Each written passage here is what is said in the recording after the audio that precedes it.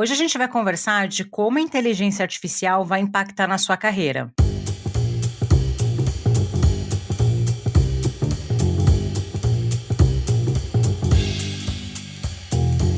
Olá, começando o episódio inédito do Foca no Trabalho, seu podcast onde a gente fala sobre empregabilidade, carreira e hoje a gente vai falar sobre inteligência artificial.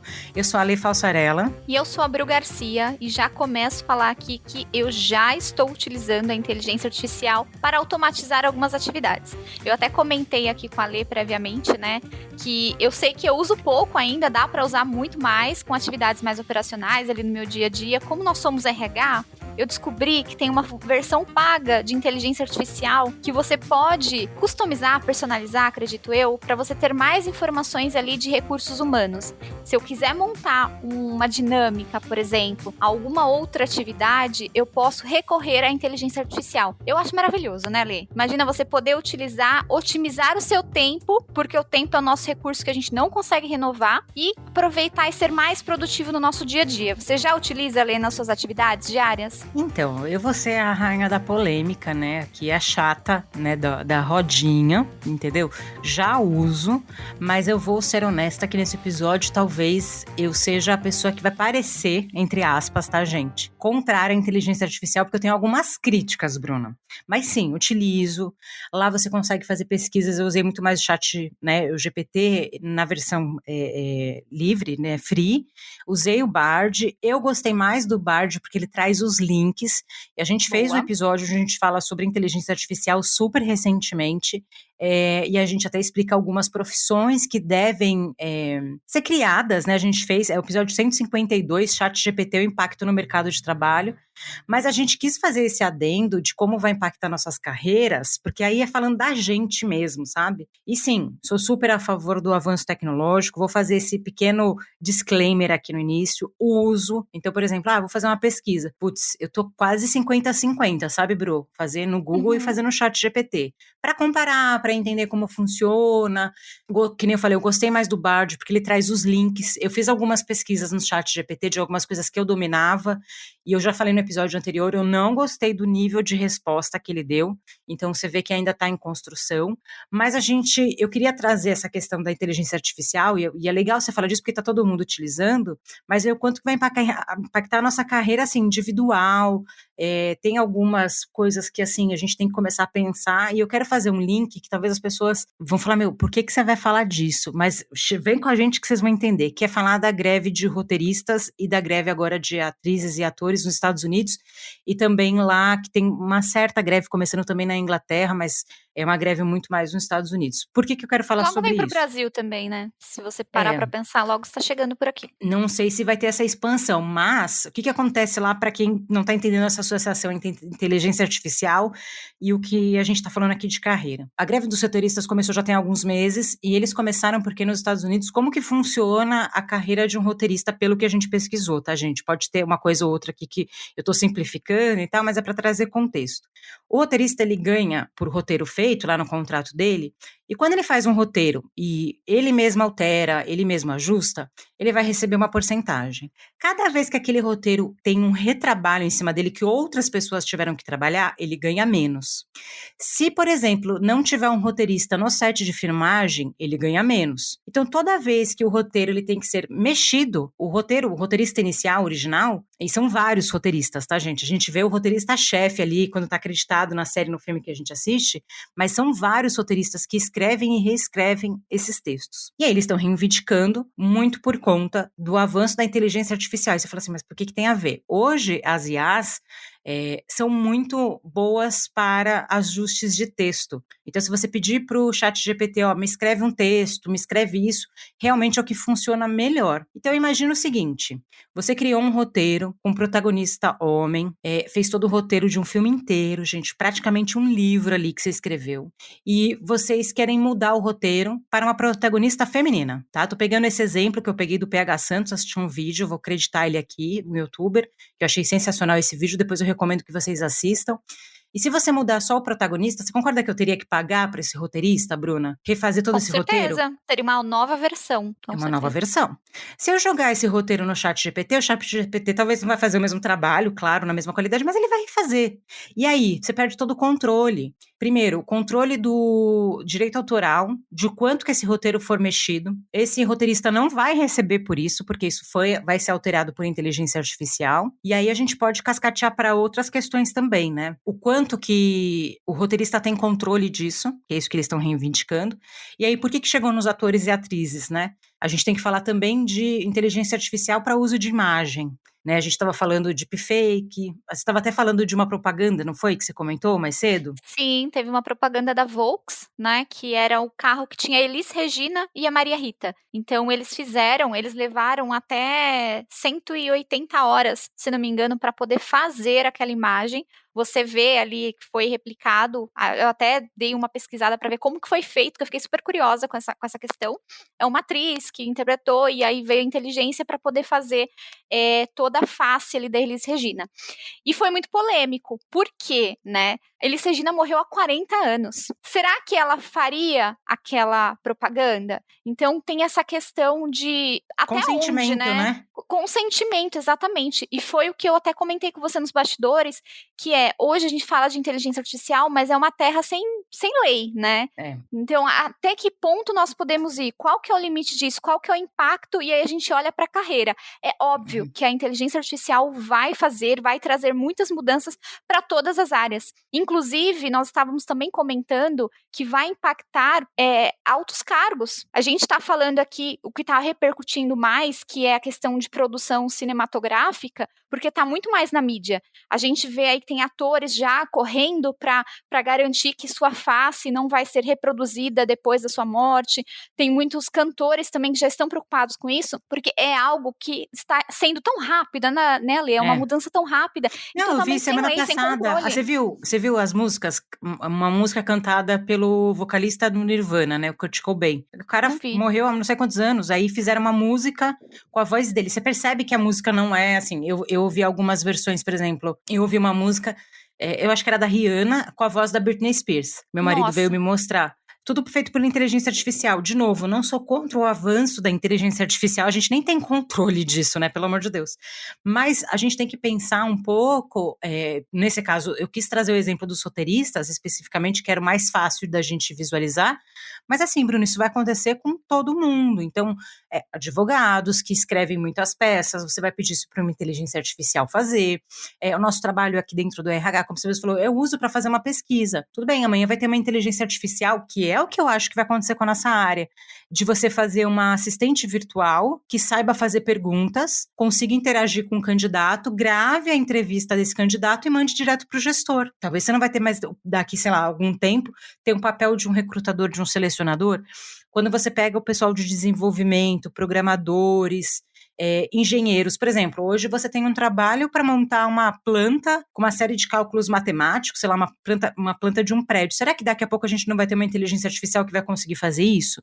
E a questão não é esse o problema, porque eu sei que são trabalhos, de repente, que você fala assim, nossa, mas é um trabalho que, poxa, vou pegar o caso do recrutamento. Poxa, a gente tem que fazer várias entrevistas improdutivas, então talvez seja legal, né, ter ali uma primeira etapa e aí o selecionador só fazer a entrevista depois para ter um toque humano, seria incrível.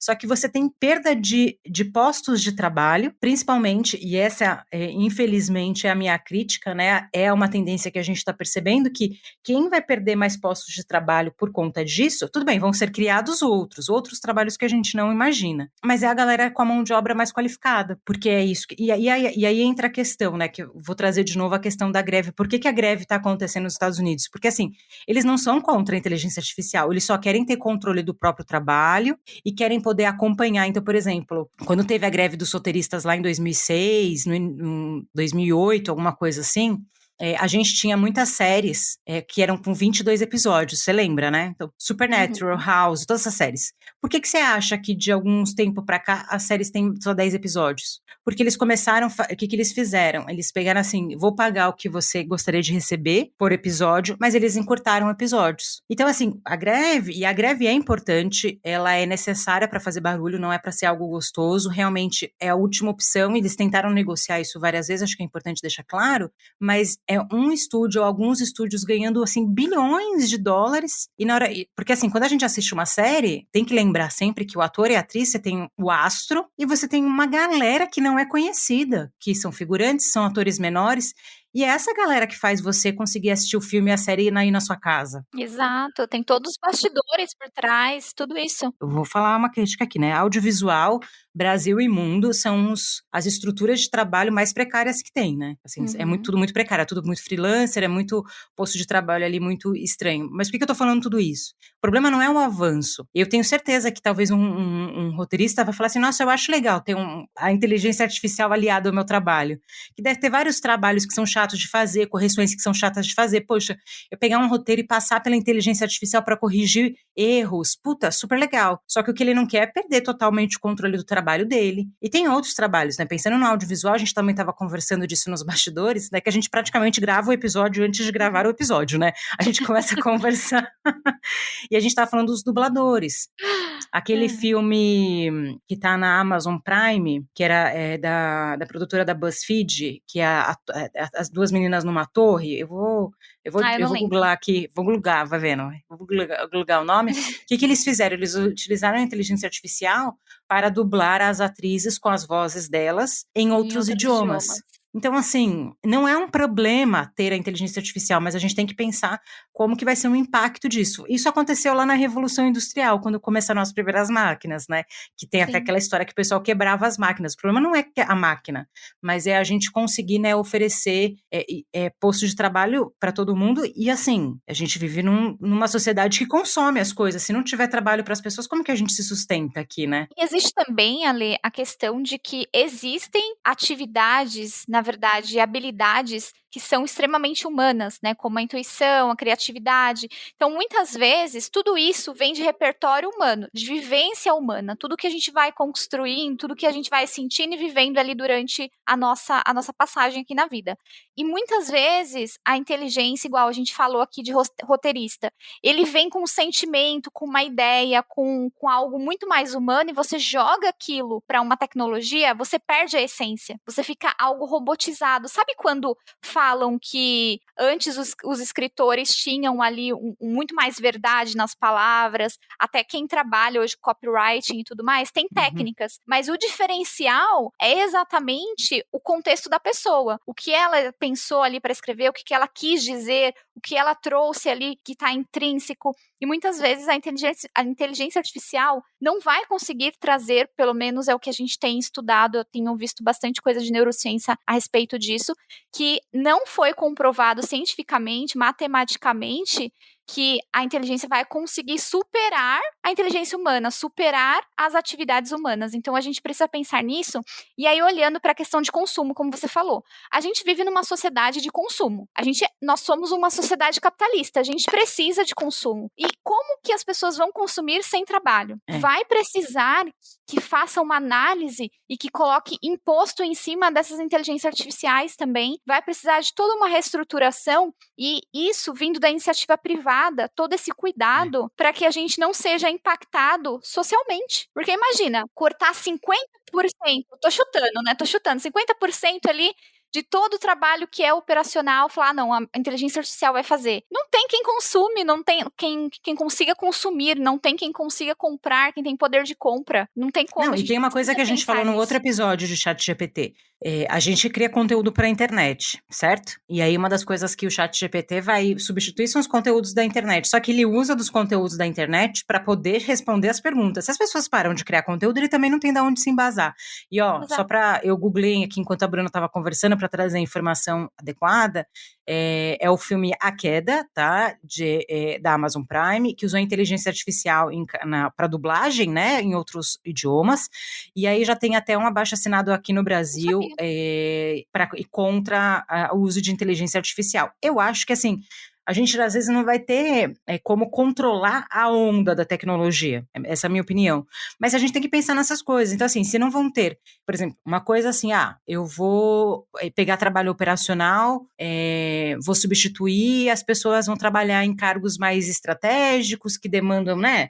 E vão trabalhar menos horas e vão ganhar a mesma coisa. Mas o que a gente tem na história é aquilo, né?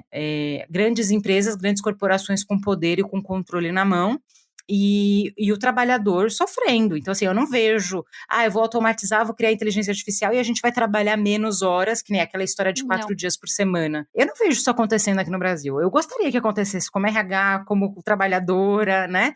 Quando eu olho aquilo, eu falo, gente, essa moda não pegou. Mas eu não vejo isso acontecer. E poderia acontecer, porque a gente já falou sobre isso aqui, né? Se você não sabe a história do trabalho, as 8 horas do trabalho foi uma reivindicação logo após a Revolução Industrial, porque a galera trabalhava 14 horas por dia, 20 horas por dia, o que fosse.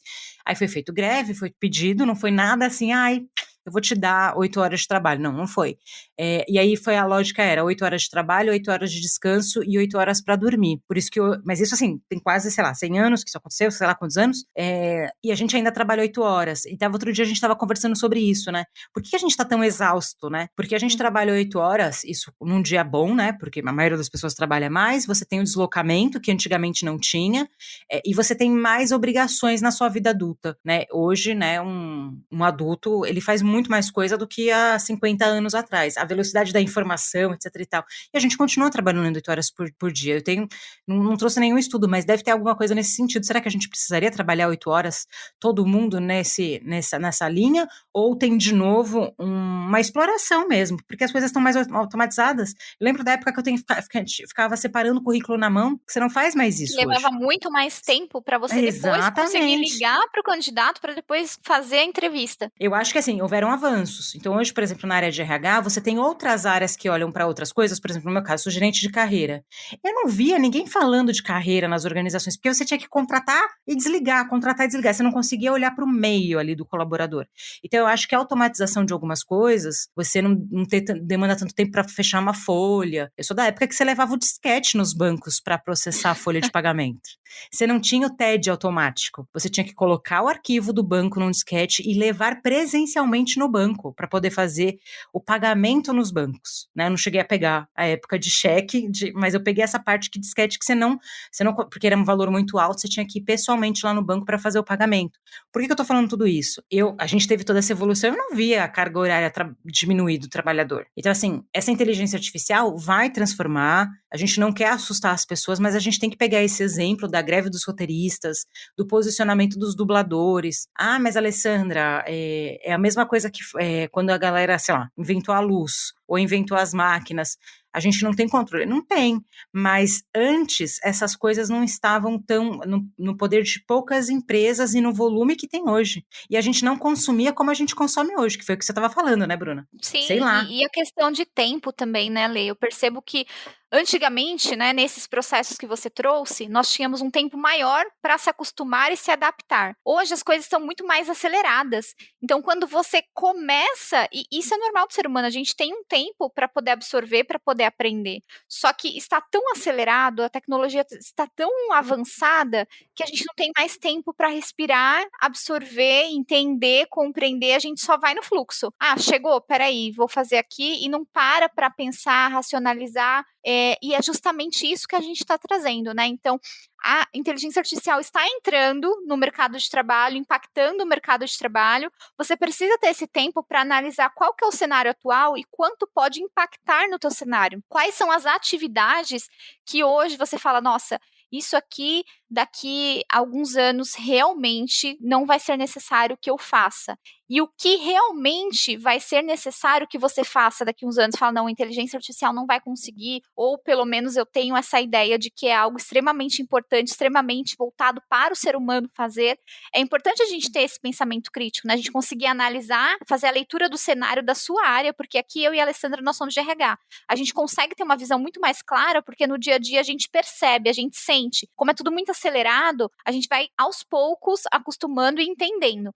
Agora, na sua área, você que seja de direito, você que é da área de medicina, você que é de qualquer outra área, você precisa começar a fazer a leitura do cenário da tua área, entender quais são as tendências e para onde está direcionando, porque assim você se torna um profissional muito mais capacitado e muito mais preparado para o que vier dentro da sua carreira. Hoje, os atores, o pessoal de Hollywood que está fazendo toda essa greve e está olhando, eles começaram a analisar o cenário e eles viram que, poxa, isso vai rapidamente impactar o meu trabalho, a minha obra. Pode ser, os atores até olharam e falaram, não, pode ser que depois da minha morte a minha imagem fique em algo que não faça sentido nenhum para mim, e já foram atrás para poder ajudar e poder ajustar. E é o que a gente pede aqui para vocês, né, que tenham essa consciência, essa leitura de cenário constantemente, para que a gente consiga evitar que a inteligência artificial, acho que não seria evitar, seria acompanhar a inteligência Ter mais artificial. consciência do que está acontecendo, né? Ter mais Porque eu acho que a consciência e gente não tem. acompanhar de forma. Eu acho que a gente não tem controle nenhum, assim, Bruna. Não é algo que você fala assim, nossa, que nem tem aqui abaixo-assinado Controle dos nenhum. dubladores. Mas consciência e preparação também, eu acho que é Para você necessário. conseguir se antecipar à movimentação, e eu concordo com você. Quando a gente compara as outras evoluções tecnológicas, a gente tinha mais tempo para se adaptar a isso. Então, até a máquina ser desenvolvida, até ela ser instalada. Então, você tem hoje, por exemplo, sei lá, eu vi, não tem 5 anos, a primeira linha de produção 100% automática de carro não sei o quê. Cara, demorou, sei lá, 70 anos para eles conseguirem fazer isso. Hoje, Então, para conseguir palitos. fazer uma linha de produção 100% automatizada. E a gente vê isso que aconteceu na indústria de automóveis. Então, você tinha indústrias gigantes para construir um carro, elas foram se automatizando. Você hoje precisa de mão de obra mais qualificada nessas linhas de produção, mas você não precisa de tanta gente apertando parafuso, literalmente. Não, isso um robô vai fazer. E isso não é ruim. Eu acho que são trabalhos repetitivos, trabalhos chatos, trabalhos que não agregam valor. Beleza. Você quer fazer algo mais assim, sabe? Que tenha uma... Não agrega valor assim. Eu vou me corrigir aqui porque ficou ruim o que eu quis dizer. Não que apertar parafuso seja ruim. Eu tô dizendo assim. Seja insalubre, né, também. Não, é que é um trabalho muito repetitivo, mas assim, eu não quero diminuir o valor, porque existem trabalhos repetitivos que são qualquer trabalho é trabalho, é isso que eu quero me corrigir aqui, mas eu tô dizendo assim, você ter um trabalho, uma atividade, deixa eu corrigir, uma atividade, tá? Com um pouco mais de complexidade, ou de repente você ter espaço para fazer outras coisas com mais qualidade. Então eu vou dar o exemplo de novo do RH. Pô, em vez de eu ficar lendo um monte de currículo, na mão, na unha, e fazer uma entrevista porcaria, é melhor eu ter um sistema que filtre o currículo para mim e eu consiga fazer uma entrevista decente de 40 minutos. Mas não é isso que a gente vê que acontece. Esse é o problema da tecnologia. A gente continua fazendo entrevistas de qualquer jeito correndo, mesmo tendo um sistema de filtro. E ainda esse sistema ainda pode ser um sistema enviesado que não filtra direito o currículo. Essa é a questão. Entendeu o que eu tô querendo dizer? Sim. Então, legal, você tem lá uma tecnologia que te ajuda a automatizar as coisas, mas desde que ajude a você fazer outras coisas melhores. E aí, no caso da inteligência artificial especificamente, entra exatamente o que você falou. A velocidade que as coisas estão mudando é muito rápido, não vai dar tempo da gente se adaptar, para mim essa é a minha análise, e geralmente, né, aí eu vou ter que falar, né, o patrão, o bilionário, o empresário, e eu não tô falando do seu gestor de microempresa, tô falando de gente grande, tá? Gente com muito dinheiro. Eles vão realmente priorizar os lucros e vão substituir. Então, por exemplo, tem aqui abaixo-assinado de dublador. Cara, se a produção ali, ela vê que ela vai investir em inteligência artificial, ela não vai precisar ficar pagando mais ninguém, vai pagar uma máquina, vai comprar um software, não tem que pagar ninguém, e aquele software vai dublar eternamente não sei quantos filmes, você acha que ele vai escolher o quê? Ele vai escolher o software. Por isso que entra a questão que você falou. Então, assim, inteligência artificial, o robô, tem que ter imposto para isso voltar para a gente depois. Porque você pode ter, sim, uma fatia da população que não vai conseguir recolocação e que já vai ter uma idade mais avançada, que a transição de carreira não é para todo mundo. E aí, a gente faz o quê? Então, assim, não tem uma resposta para dar, mas a gente achou que era importante a gente conversar sobre isso. Então, assim, você olhar para sua carreira, então você é médico, você é advogado, é engenheiro, é psicólogo. A gente vê, eu tô usando a inteligência artificial na plataforma de psicologia, não sei o quê. Aquilo não é inteligência artificial ainda. Aquilo lá é troca de banco de dados, é um robozinho ali. Tô falando quando a inteligência artificial realmente conseguir condensar um monte de informação e quiser fazer um diagnóstico. Você vai substituir a inteligência artificial por um médico pela inteligência artificial? São coisas que a gente tem que pensar. Será que eu vou colocar na mão de uma inteligência artificial, fazer uma análise complexa, que nem o exemplo que eu te dei, fazer uma planta de um prédio e subir? Uma coisa, né? Você fala assim, eu vou usar a inteligência artificial para colocar o rostinho da Elis Regina aqui porque eu quis fazer uma propaganda. Outra coisa é a gente falar de outras coisas. Você vai deixar uma inteligência artificial fazer o seu processo terapêutico? Cuidar dos seus funcionários? É essa questão da substituição que eu fico um pouco preocupada. Porque se a gente for pensar o que a história nos diz, eu sei que você é assim, rechaçada, mas geralmente empresário, né, bilionário, essa galera aí não tá muito preocupada.